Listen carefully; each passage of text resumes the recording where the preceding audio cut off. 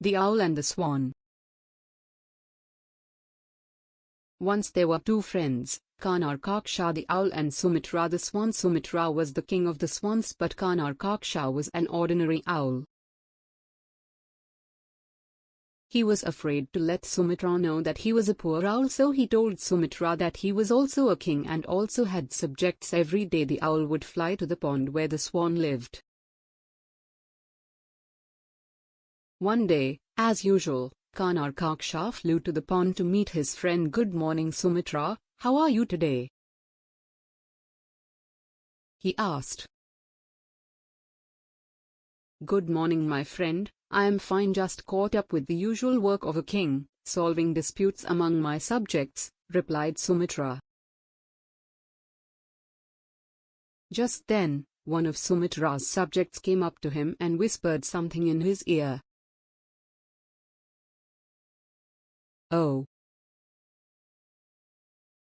exclaimed Sumitra. "Kanarkaksha, please give me a moment, I have to settle another dispute between two of my subjects."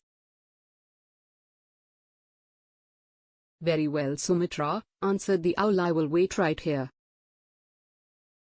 After Sumitra left to find his subjects, Kanarkaksha thought to himself, "If Sumitra comes to know that I am just an ordinary owl, he will stop being my friend.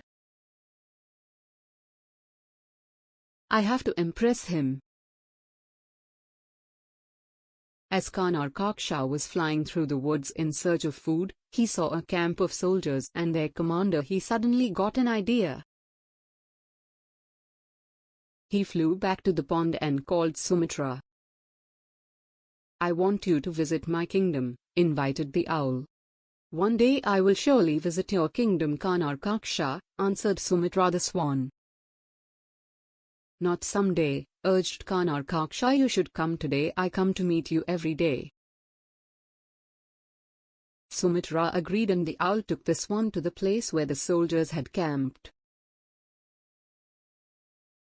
"This is my kingdom and these are my subjects," said Kanarkaksha to Sumitra proudly. Sumitra knew that Kanarkaksha was no king, but he did not want to hurt his poor foolish friend's feelings. "Wow!" exclaimed Sumitra. "Are your soldiers getting ready to move?" "No, how could they without my permission?" The owl flew over the camp, hooting aloud, "Ho, ho!" The commander heard the owl and said, "An owl is hooting, it's a bad omen, we will have to postpone our march."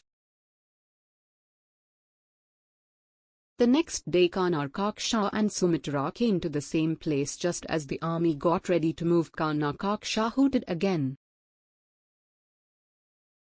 The army stopped again. On the third day again, Kanarkaksha hooted just as the commander mounted his horse. "Oh, this omen maker! Will someone take care of him?" shouted the commander angrily. "This time my poor friend has gone too far," thought Sumitra the swan to himself. A soldier stepped forward and shot an arrow at the owl perched on a branch, but Kanarkaksha spotted the arrow and swiftly flew away. Sumitra, who had been next to Kanarkaksha, did not see the arrow coming. The arrow hit Sumitra and he died. "Oh, my foolishness has caused the death of my good friend," thought Kanarkaksha bitterly to himself.